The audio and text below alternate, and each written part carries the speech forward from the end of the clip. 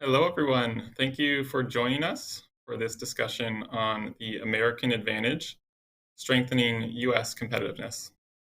I'm David Paolella, Manager of Research and Analysis on the U.S. Policy and Advocacy team here at Breakthrough Energy.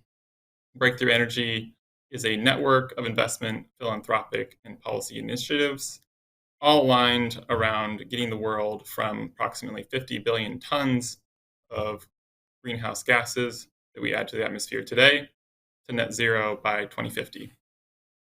I'm very happy that we've brought together a great panel for this discussion on how to strengthen the U.S. strengthen the competitiveness of U.S. industries while reducing global greenhouse gas emissions. We have a lot of ground to cover, but we'll try to leave some time at the end for audience Q&A. So please add questions to the Q&A menu. And before I turn it over to the panelists, I would just like to briefly introduce the topic. And I think about it really in two main parts. First of all, is where major existing US industries have a lower emissions intensity of production relative to their foreign counterparts, it is critical that policy addresses embodied carbon in traded products so cleaner producers can compete on a level playing field and industry globally can be more incentivized to make investments in new clean technologies and processes. And then, as demand for emerging clean technologies grows in the US and abroad, promoting the growth of new competitive industries domestically will be key to demonstrating the economic benefits of climate action and reinforcing public and private support for further policy. So, strong domestic clean energy industries can also accelerate global decarbonization by exporting those technology commodities abroad. So, we're lucky to have a mix of expertise among our panelists on the policy and politics around these topics, as well as perspectives from industry. First of all, we have Matt Porterfield, who is a vice president at Climate Leadership Council, which has been a leader in researching the carbon competitiveness of US industry and advancing climate and trade policy. Then we have George David Banks, who is a senior fellow at Citizens for Responsible Energy Solutions and an advisor on Republican climate policy and politics. We're also joined by Anne Bradbury, CEO of American Exploration and Production Council, a national trade association representing the largest independent oil and natural gas exploration and production companies in the US. And then we have Eric Dresselhuys, CEO at ESS, a leading long-duration energy storage startup based in Oregon that has been prioritizing development of a domestic supply chain. So before we dive into my questions, I just wanted to note that we're lucky to have three members of Congress, Senator Cassidy, Senator Kramer, and Representative Peters, share remarks on climate and trade issues right before this panel. I heard many of the same themes, like increasing clarity around the idea that climate policy and security are deeply interconnected, an interest in promoting US exports as a way to meet global demand for clean, secure energy, and the importance of incentivizing industry everywhere to compete in a race to the top on carbon efficiency. So with that, I will dive into the questions. First of all, I'd like to start with Matt Porterfield. It's always helpful to start with the data when we are diving into these topics. And the Carbon Leadership Council has popularized the idea of America's carbon advantage.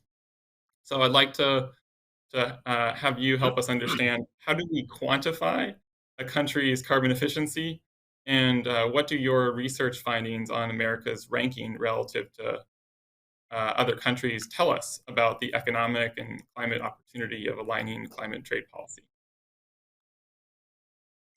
Thank you, David.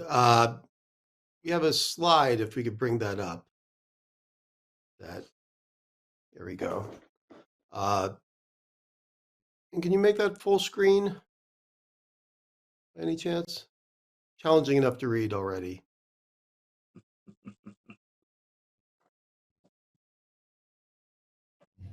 There we go. So this chart shows America's carbon advantage as reflected in the average carbon intensity of traded goods manufactured in the United States, Mexico, and Canada, the BRIC countries, the European Union, and over on the right-hand column, the global averages. If you're having trouble reading it on the screen, I know I am, the chart's available on our website, clcouncil.org, in a report titled, conveniently enough, America's Carbon Advantage. So to make comparisons easier, we indexed US carbon intensity to 1.0 in the white column on the left side of the chart as a baseline to show the relative carbon intensity of production in other countries. Red boxes with figures greater than 1 indicate that manufacturing goods in those sectors and those in that country is more carbon intensive than the United States. Blue boxes with a value lower than 1 indicates that manufacturing is less carbon intensive for that sector in the relevant country, and white boxes indicate that carbon intensity in producing goods in that sector is about equal to the United States. So as you can see from the chart, hopefully in the lower right-hand corner, overall global carbon intensity of production is about 80% higher on average than in the US, meaning it generates almost twice the emissions to create the same amount of value. Now, as indicated by the blue and white squares, the carbon advantage for US producers doesn't apply in every sector for every country, but it does exist broadly across the economy from basic to complex goods. An awful lot of red on that chart. There are a number of reasons for the US carbon advantage, including our relatively low carbon intensity electricity supply and our relatively efficient and low carbon intensity production processes. And those factors are particularly evident if you go beyond the broadly aggregated sectors reflected in this chart and drill down into more specific industries like steel and chemicals. US-made steel is among the most carbon efficient in the world, largely because we use more scrap and cleaner production processes than most of our international competitors. We use about 2/3 of US steel production is from electric arc furnace facilities, relying heavily on scrap. 1/3 from blast furnace, basic oxygen furnace. The ratio is about the inverse of that globally, which creates a significant carbon advantage. Some of the steel we import is 7 times as carbon intensive as US-made steel, giving us as much as the 86% carbon advantage over foreign producers. For chemicals, the US is the second largest manufacturer of chemicals and among the most carbon efficient producers. We have a carbon advantage in manufacturing bulk chemicals, the precursors to more complex chemical products and fertilizers of somewhere between 10 and 40%. And our carbon advantage over China in the chemicals sector is as high as 65%. So all of this suggests that there is an enormous opportunity to use the US carbon advantage to strengthen our competitiveness while reducing emissions. And this will happen to some extent without new policies in the US. For example, the EU's border adjustment mechanism for carbon intensive products, the CBAM, which is going to go into effect in the next couple of years, is projected to result in an increase in US share of the EU steel market, because US steel will be subject to lower charges under the CBAM than steel from our more carbon intensive competitors. But the US can further leverage its carbon advantage by implementing its own trade-linked climate policies. For example, we've analyzed what would happen if the US applied a uniform carbon price to domestic and imported steel, and we found that that would cut steel imports in half, eliminating imports from the most carbon intensive producers. It would increase domestic production of steel by about 10%, and it would increase the profits of the domestic steel industry by as much as 40%. So I'll just conclude by reiterating that we have a significant opportunity here to leverage the US advantage in low carbon manufacturing and to encourage more investment and production in the United States as part of a broader strategy for global decarbonization. And with that, I will turn it back to David. Thank you, and thank you for the brilliant research that CLC is doing on this topic. I think I'd like to bring in Anne here. So I know in that table there were a few rows, a few sectors that are relevant for oil and gas players. And AXPC, your organization, advocates for U.S. independent oil and gas producers playing a role in addressing global climate change. And so, in a world that's assigning increasing value to lower carbon energy in line with the goal of reaching net zero emissions by mid-century, wondering how your companies see this opportunity. Are they experiencing the carbon advantage that Matt was talking about? And how are they hoping to position themselves in an increasingly carbon competitive market globally? Thanks, David, for that question. And that was a great intro by Matt to the importance of domestic energy production. So, before I talk a little bit about, what this is going to look like in the future, I do want to take a moment and reflect on the important role that oil and gas production domestically have played in the last decade or so in terms of emissions reductions.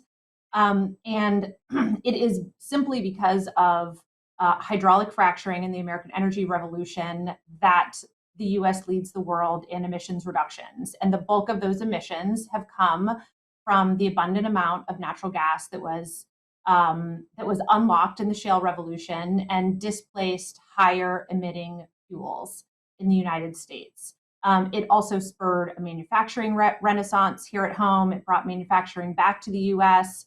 It gave Americans historically low and stable energy prices, and made us less dependent on foreign sources and strengthened our energy security. So I do think it's important to sort of stipulate up front how important US energy production and how foundational it is to our competitiveness and to our climate ambitions. And as sort of low-hanging fruit, we think the model that worked here can and should be replicated globally. And one of the first imperatives of climate policy should be mitigating the significant increase in international coal use that we see happening, particularly in the developing parts of the world. And US LNG is the single easiest and best solution to that. So I think that's important to state up front. But also note, like, we're not stopping there. By saying we should switch from coal to gas. We know that the world is going to continue to need oil and natural gas for decades and decades to come. And American oil and gas producers are committed to being a part of that lower carbon energy future and to producing the lowest carbon energy molecules in the world from both oil and natural gas. And so our companies are spending hundreds of $millions on a number of different technologies to ensure that that becomes a reality. So whether it's investing in methane mitigation technologies, deploying new EFRAC methodologies, updating equipment, or simply evaluating and changing their processes for producing oil and gas, what you see is a very strong trend line to continue to drive down emissions from US produced oil and gas. And this is largely happening independent of regulations that require them to do so. And that's because I think US companies really believe that that lower carbon molecule is going to provide a competitive advantage. It's going to broaden market access, and it's going to attract the investment that this industry desperately needs to continue to meet the dual challenge of providing energy while addressing climate change. So, I do think this is something that our industry is really committed to and is putting our money where our mouth is. I will also note that U.S. producers are really leading in transparency too, and that's something that's really lacking when you look at oil and natural gas production around the globe. And this transparency is going to be something that's increasingly important, both as people continue to look at the carbon intensity of how these molecules are produced, but also because as these technologies evolve, it's going to be, and you know, the technology gets better and better. You know, other countries aren't going to have anywhere to hide in terms of what the footprint of their oil and gas molecule is as well. So, in a nutshell, we do have a really important role to play. We do think we have a competitive advantage by producing energy here under the highest standards in the world. We've played a role in the past, which I think is important to acknowledge, and we're going to continue to play an increasingly important role in the future. So back over to you, David, and looking forward to the conversation. Thank you, Anne. And I'd love to go deeper into these topics that you pointed to around application of new technologies to bring down emissions further, and also the transparency piece, which I think is really important. But I also want to make sure that we're exploring, I think, the second half of this topic, which is around emerging technologies. So I think this is a good time to kick it over to Eric. And so just to give a little bit of context up front, in addition to better leveraging the carbon efficiency of existing U.S. industry in global trade, there's a sizable emerging market for new clean technologies that will be needed to achieve net zero emissions. And I'd just like to note that Breakthrough Energy actually supported a study by Boston Consulting Group that was just released a couple weeks ago, and that estimated the global market opportunity for 6 of the most promising emerging clean technologies. So there are many more than that, but we focused in on 6, and that one of those technologies was long-duration energy storage. And the study assessed the U.S. potential to compete across their value chain. So not just for the product itself, but everything across the supply chain that goes into it. And the study concluded that there is a future multi-trillion-dollar global market just starting to take shape for those 6 technologies alone, which could unlock also a substantial chunk of emissions reductions that we need to achieve global net zero. And U.S. clean tech exports, notably, could also rise to levels on par with current energy-related exports in the coming decades if we take steps strategically and proactively to develop a competitive position in those industries. So we were really lucky to get your participation, Eric, in the release event for the study, along with the Secretary of Energy just a couple of weeks ago. I wanted to ask you, how does this perspective that I just shared from the study line up with your view on the export opportunity for long-duration energy storage for your company? So I'll kick it to you and see what you have to add. Yeah, thanks, David. And you're right. It was an honor to be able to share the stage with the Secretary again to talk about this study, and to do it within the context of all of the excitement that's surrounding the industry right now. We have of course the IRA bill, the bipartisan infrastructure bill that passed a few months back. And so, we've got an industry from the clean tech technology provider world that's kind of, recognizing its go time. We've got a real opportunity to make the most impact that we've ever been able to make right now. And the BCG study, I know we won't have time to get into it in depth here, but I would encourage everybody listening in to get a copy of the report and read it. It was really a very interesting perspective, and we were delighted that long duration storage was considered a part of it. If you look at that study in light of the global need for decarbonization, the political situation in Europe, and our domestic political situation, you hit on it in your introductory comments, that we have a combination now of not just decarbonization, but in our world, we think a lot about grid resiliency and grid reliability, and we think send our prayers to the folks in Florida right now who are living some of that impact from climate change. And now we've added this third leg around energy security that's come into the picture, of course, most notably driven by what's happening in Europe and the invasion in Ukraine. If we look at the BCG study, it kind of estimated, at least for, I'll just pick the one topic of the six they looked at that I'm most familiar with, long duration energy storage. Their projections are that we'll need somewhere between 300 and 350 gigawatts at power by 2050. There's a McKinsey study out that's a little bigger than that even, kind of in the neighborhood of 440 to maybe 600 gigawatts of long duration storage by 2040. Regardless of which study you look at, these are massive numbers. And it's interesting that in this context, long duration storage is an area where US companies, US technologies, US innovation can lead.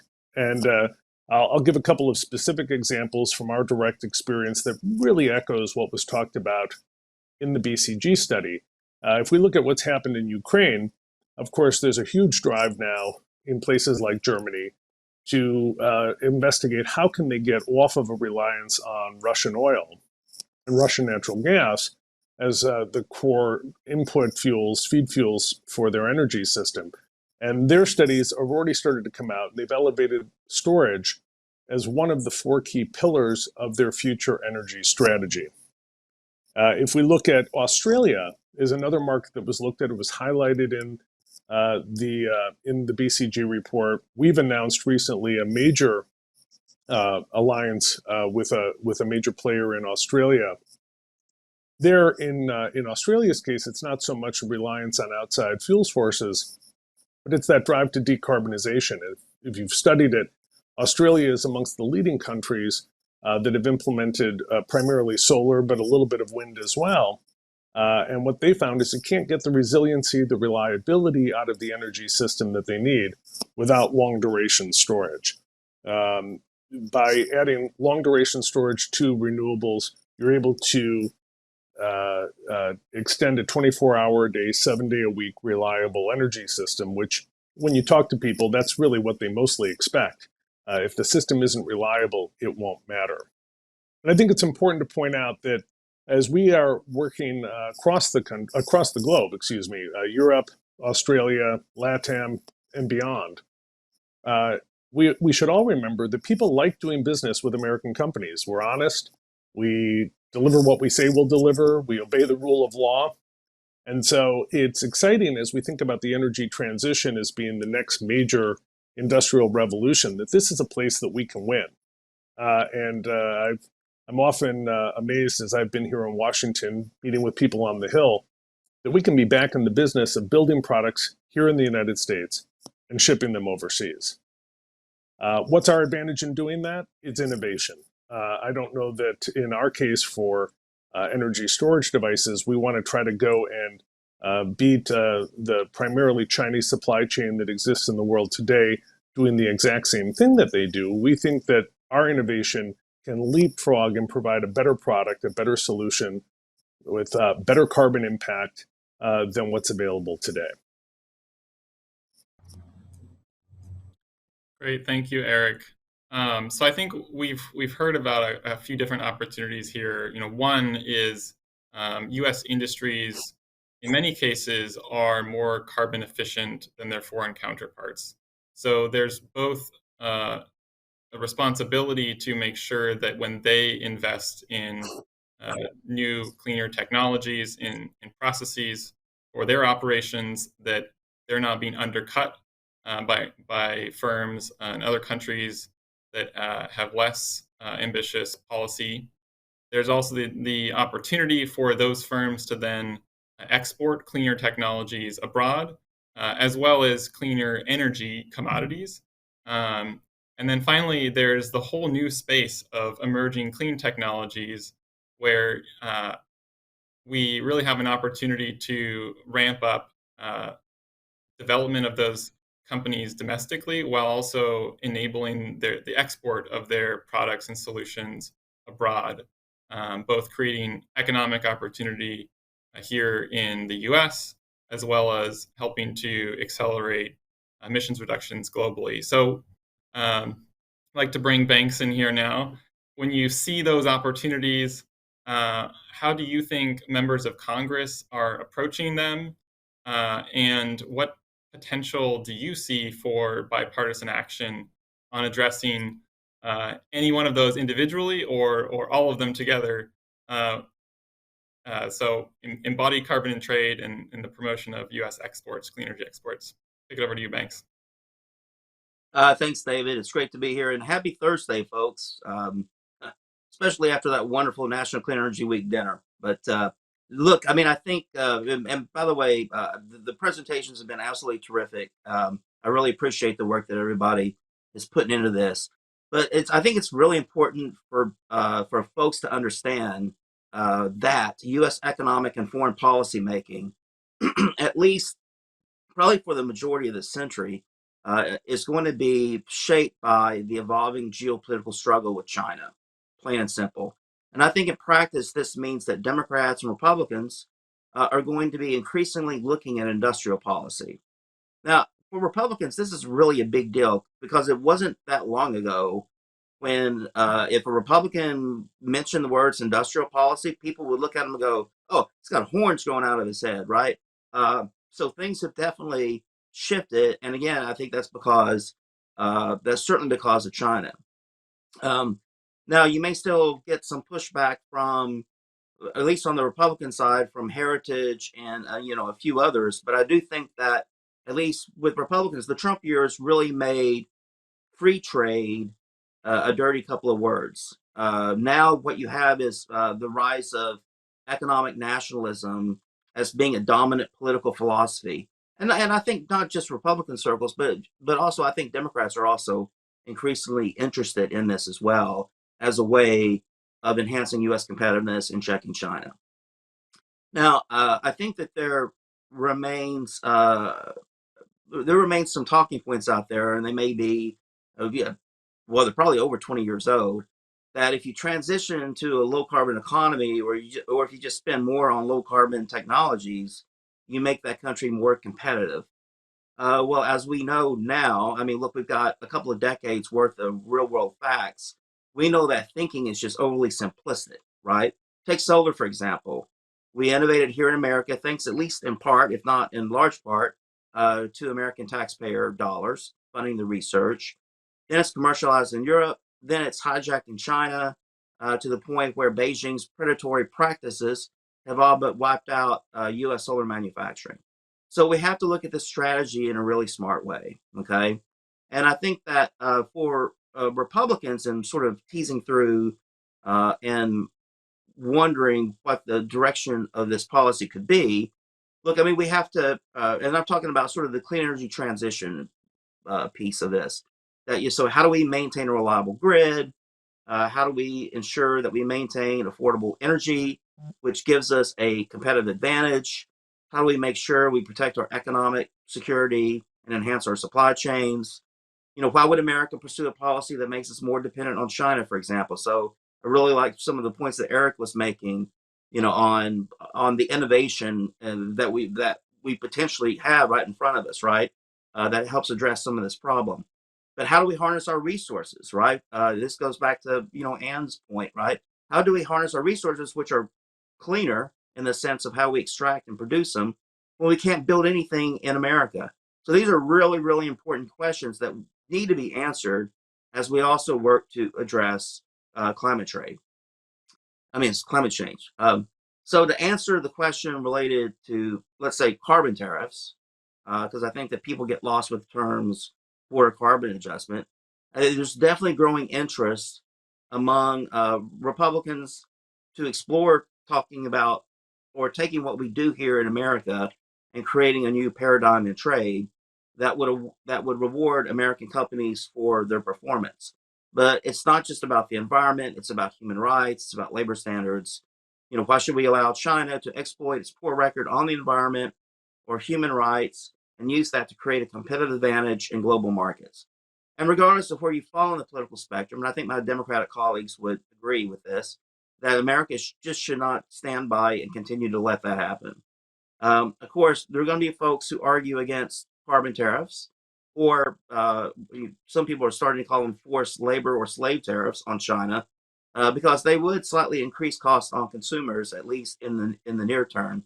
But I think this is a very, very near term view of what's good for American national interests. Now, growing up in a poor rural area like I did, you can probably tell by just given how I talk. I can tell you that my friends and folks back home, if they were given a choice between buying as much cheap crap from China from Walmart as they could, or paying a little bit more for American goods, American-made goods that help keep that little shoe factory open down the street, they're going to pick what's made in America, because they do now get the bad joke that America has transferred trillions of dollars in wealth to places like China and others, and left ordinary Americans high and dry.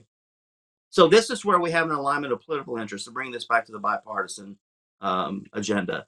I do believe that Democrats and Republicans will come together to create a new trade paradigm, that America First economics, or Made in America economics, to me, when I hear America First versus Made in America, it kind of sounds the same to me, at least when it comes to economic policy, foreign economic policy.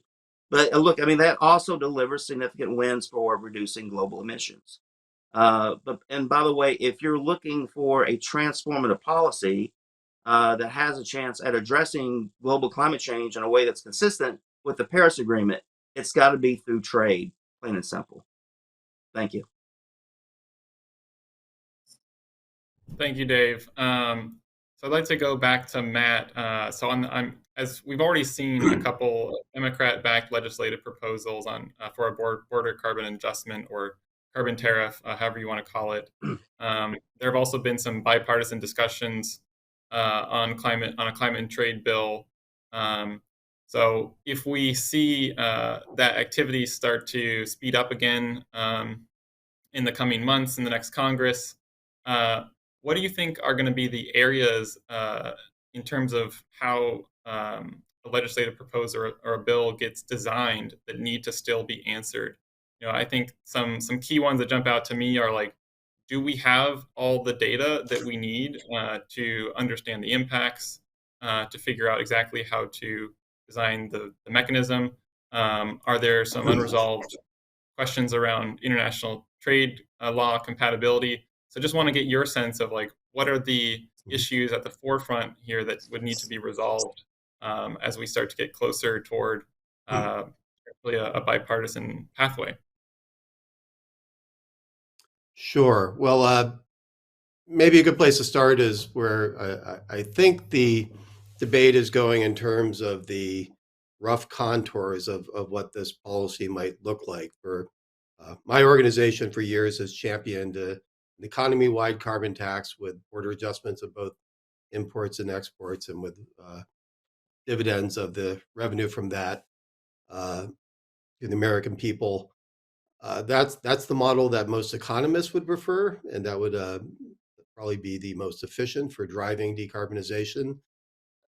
There's no realistic prospect that something like that is going to pass in the next year or two. So people are looking for alternative models. There's been proposals, for instance, to try to come up with some sort of border adjustment for the domestic environmental costs incurred, the sort of implicit carbon price of the U.S. regulatory standards. That hasn't gotten much traction.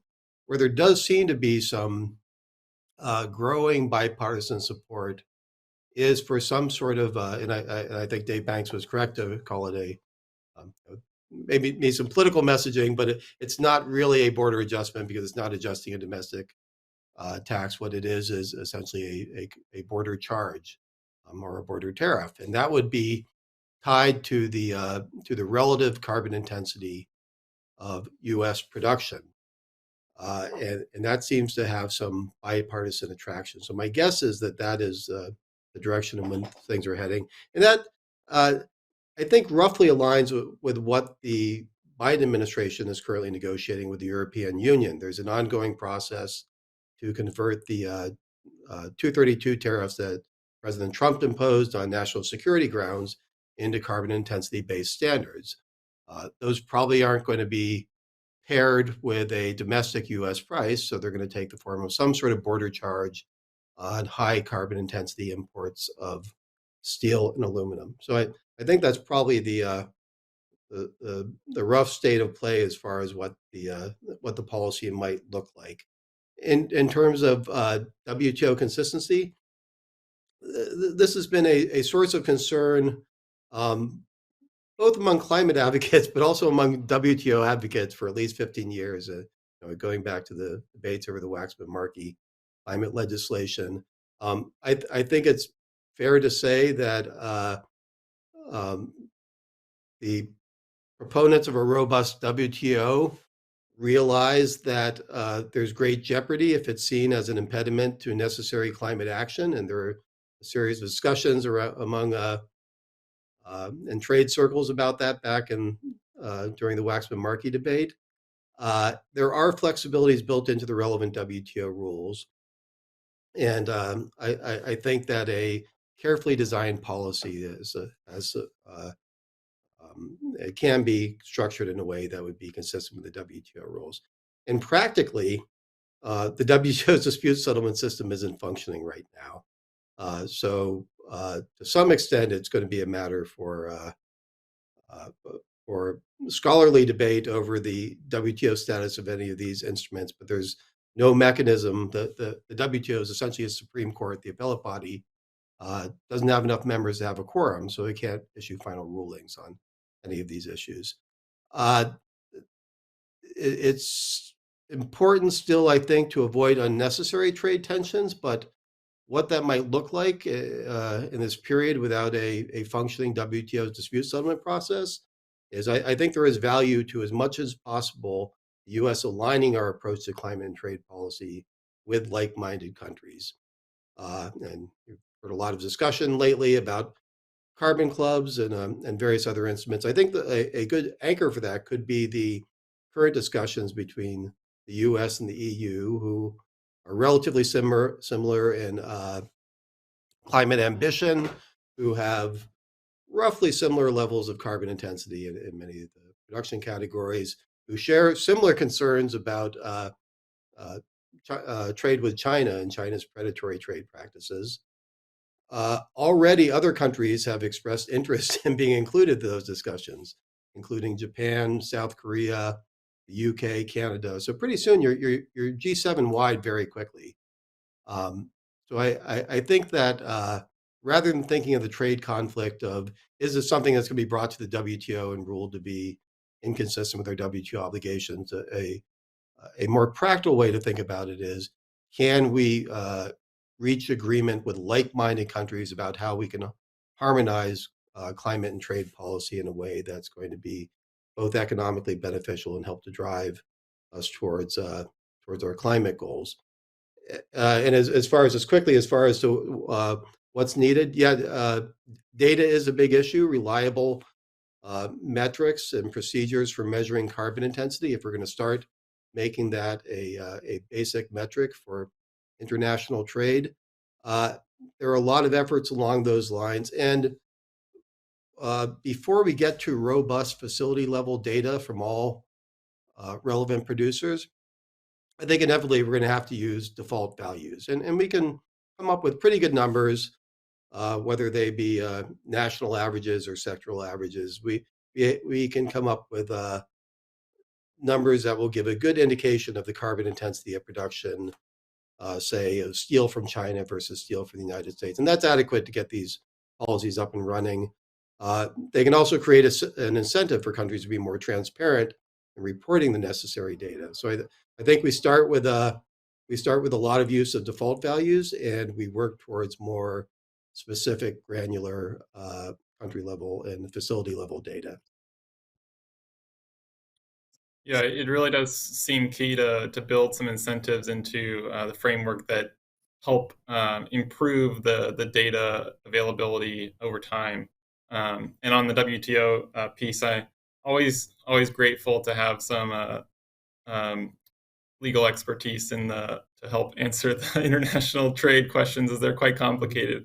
But I want to circle back to Anne and Eric and get your thoughts on, how much do you feel for your industries these border adjustment possibilities are going to drive competitiveness for your industries versus pursuing other policies or working otherwise to open export markets for your technologies and commodities abroad. Is CBAM or border adjustments central on your radar, or are you looking in other areas as well? I'll start with Anne. Sure. I think the design of a border adjustment is really critical, and I think y'all have identified a lot of the questions that still need to be resolved in any border adjustment. So both design, but also details in terms of quantification is really important, and getting that right is really important. So I would characterize, we don't have a position on a border adjustment right now. I would say it's something that we're interested in, but we still have a number of questions around. So our focus is not necessarily pushing that forward as a priority, but rather continuing to develop and build out some of these variabilities that have been identified in terms of quantifying and measuring what the emissions footprint is with our product and with products around the world.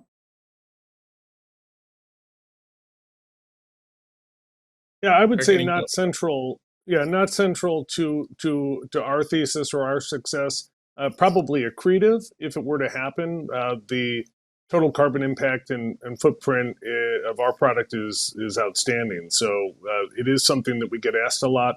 Certainly around in any product in the renewable space, in the energy transition space, we're increasingly being asked about, kind of the so-called, mine to grave carbon impact, and we've got a great story to tell. So we're always happy to engage in that, and we think it helps level the playing field versus the technologies we compete against. Great, makes sense. And I guess, Anne, getting back to what you were talking about earlier around the importance of new technologies being deployed in your industry to lower emissions, and also this question of transparency. I'm curious both on your thoughts, and then we can go to Eric next, just on what has been accomplished. We've had a lot of recent clean energy and climate policy, many new incentives for emerging technologies, including some that I'm guessing are going to be of interest to your members, like carbon capture, direct air capture, sustainable aviation fuels, and then there was also some work on the methane front, understanding that methane leakage is so core to a carbon advantage in the oil and gas sector. So I think notably sort of hidden in the Inflation Reduction Act was this requirement for EPA to change the way that they do their methane emissions inventory so that it relies more on direct measurements as opposed to more generalized calculations. So I'm kind of curious, both from you, Anne, and Eric, what have we accomplished with recent policy to support deployment of new technologies that will improve competitiveness in your industries, and what more do you think needs to be done? We'll start with you, Anne. Yeah, so sure. So I think Eric and I probably have slightly different perspectives on the Inflation Reduction Act overall, but I will say we found the policy on CCUS and the new hydrogen production tax credit to be really meaningful and important policies that we were very supportive of. CCUS has a lot of promise. People, our companies are starting to deploy it around the country, and making it more economical is critically important. We also need some regulatory clarifications, particularly at the state level, to continue to be able to deploy this at scale. But that was a really important step forward. In sort of the broader landscape of, there's a number of overlapping methane policies that our industry is looking at right now. I'll start by saying we think what the EPA is doing in terms of the federal regulation of methane is an approach that we are very supportive of. It applies to both new and existing sources, big and small producers. And so it's really the most comprehensive policies that will continue to bring down the methane emissions from industry. Some of the other provisions that we've seen, such as the methane tax in the IRA, we think are misguided and poorly designed, and frankly are going to be more costly than they are going to be effective. But federal regulation of methane, we think, is a logical step. And first and foremost, what that regulation needs to do is to continue incentivizing the development and deployment of methane detection and mitigation technologies. The current regulations are pretty outdated and lock you into an outdated technology, and we want to be able to use these new technologies to be able to be in compliance with the rules. And we really appreciate EPA's efforts to try to work with that to make that happen. Methane mitigation and detection technologies is a very rapidly emerging field. There are a number of different companies, a number of different technologies, a number of different approaches, from fixed sensors to sort of long-range imaging to flyovers to satellite. So, from the ground to space, literally, and everywhere in between. And the best approach, there is no one-size-fits-all best approach to methane mitigation technology. And that's why it's really important that we maintain a little bit of flexibility as these technologies continue to evolve and we continue to evaluate what is most effective in what regions of the country and what is most cost-effective at the same time. And we're really excited about the progress that we're seeing there. And I'll say that, that 2/3 of these companies that are doing this methane mitigation and technology have been funded or supported by the U.S. energy industry. So this is, again, we are putting our money where our mouth is, and we are really trying to move this forward. I do want to. The industry is moving in the direction of direct measurement and quantification, but it is really important that the regulations don't get ahead of the technology. So that's the caution that I would exercise there, that this is important. This is where industry is going. But there are a lot of assumptions that are being made about where the technology is now. And we need to be very careful about locking in regulation in this really emerging field. Thank you, Anne. And before we go to Eric, I just want to follow up on that because I think it's a really interesting area to discuss. I'm curious just to hear your quick thoughts as a follow-up, Anne, on how do we allow for that flexibility and kind of tailored measurement verification approaches using new technologies, methane monitoring, measurement, mitigation technologies, but also ensure that, especially for big export markets like the EU, if they're wanting to buy more LNG, if we want to have an opportunity to export really low carbon hydrogen coming from natural gas, it seems like there's going to be a need to have a really rigorous and consistent methodology for assessing emissions. So do you feel like there's a need for more public-private partnership there? I do think that's really important, and I think you're seeing that develop. There, I would say right now there are a number of different work streams of that. So there's OGMP 2.0, there's Project Veritas. There are a number of organizations out there that are working to put some validation, if you will, and guardrails around things like whether it's responsibly sourced gas or just tracking the life cycle emissions of the carbon footprint of these products. So yes, I think that's absolutely critical. I think what you'll probably see is a lot of these efforts kind of come together as industry and our external stakeholders and our government partners, both here and internationally, sort of coalesce around one or two of these frameworks. I think you'll sort of see them rise to the top. But I do think so. These conversations and these frameworks are ongoing and in development, and they're really important. Our companies are involved in a number of them. I think they need to come together to sort of establish I don't want to say a single standard, but I think there does need to be some work to decide like what is the best framework here that industry and governments can rally around and can get behind and can really trust and verify. But that work is absolutely happening, and I think you're going to continue to see it happen. Great, thank you for that. So Eric, over to you. What do you see as having been achieved for advancing competitiveness in your industry from recent clean energy and climate legislation? Yeah, sure. Well, a ton is the short answer.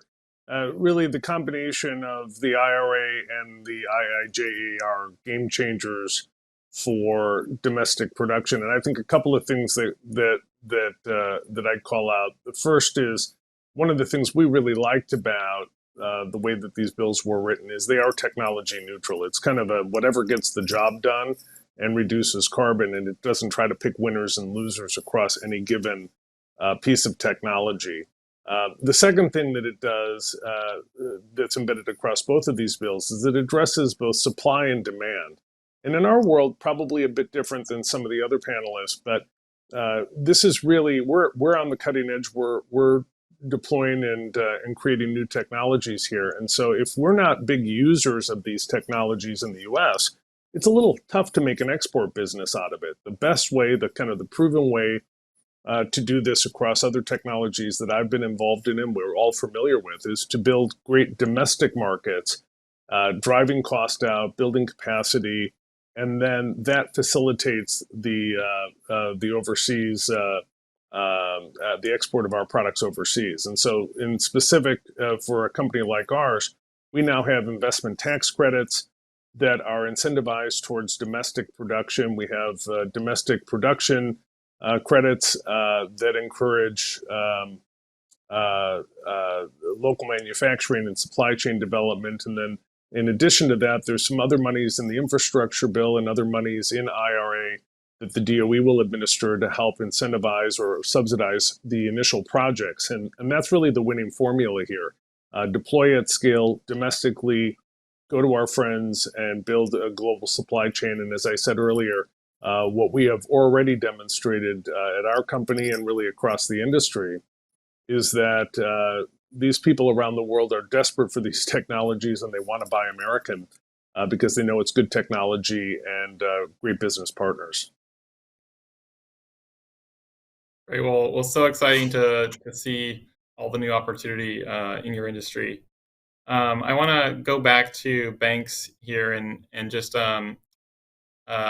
underscore the idea that the goal here really is a win-win. It's both to preserve and build economic opportunity in the US, but also to drive down global emissions. And so that means making sure that whether we're talking about the exports of US energy, of emerging clean energy technologies, or if we're talking about the establishment of some sort of border tariff, would love to get your thoughts on how you see developing economies being impacted, how they should be brought into the development or implementation of some of these policies. And are there any additional needs or mechanisms for pursuing that engagement, whether it's capacity building, tech transfer, other forms of technical assistance?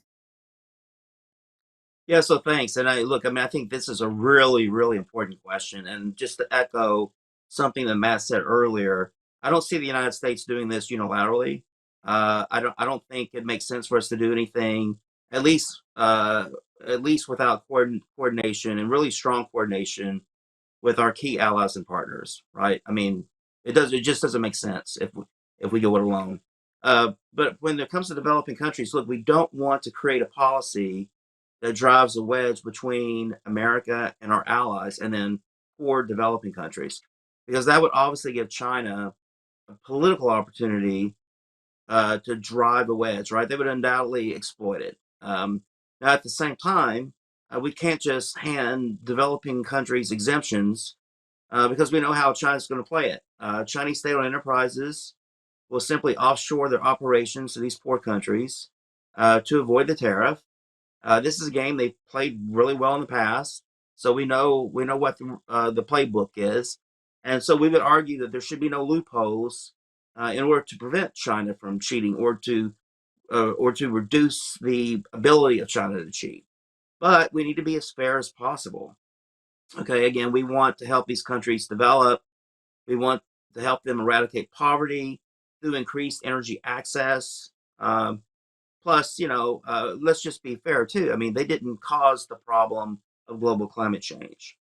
So we want to be as inclusive as possible. We want to provide a pathway for them to benefit from this new trade paradigm, if that's what we're talking about. Now, the trouble with a lot of policy designs like the EU's is that they're dependent on the country's official climate policy. Do they have an ambitious target or do they have a price on carbon, for example? Now, we argue, at least those of us who are sort of trying to think through this, that shouldn't matter. The only thing that should really count is emissions performance. How much carbon do you have in your ton of steel versus mine? No one should care what sort of policies are at the top, because you'll find a lot of developing countries don't have formal, ambitious national climate policies. So having an emissions performance policy design would allow not just those countries, but firms in the developing world to benefit if they choose low carbon supply chains and have an open, transparent process that's measurable and verifiable by a third party. Now, it also allows firms in the developing world to lead by example by supporting higher environmental labor standards than what their host government might require, for example.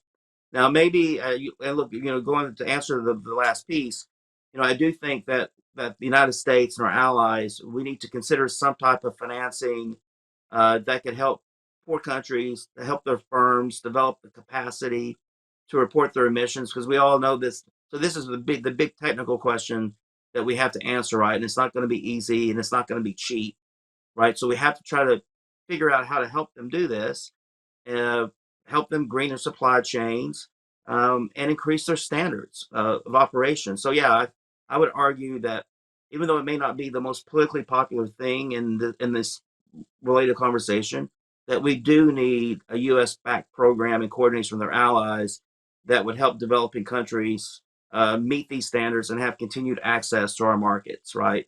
Because again, we don't want to give China that opportunity to drive a wedge between us and them. Thanks. Great. Thank you, Banks. So I see we're unfortunately running out of time here, but really want to underscore that this is both about competition and a race to the top, but also that collaboration here is so important to achieve the dual objectives of driving economic opportunity here in the US while also driving down global greenhouse gas emissions. So with that, I want to thank all of our panelists and thank you all for attending the panel. I'm looking forward to continuing to tackle all these issues with you all going forward. Thank you. Thanks a lot. Thank you. Thanks.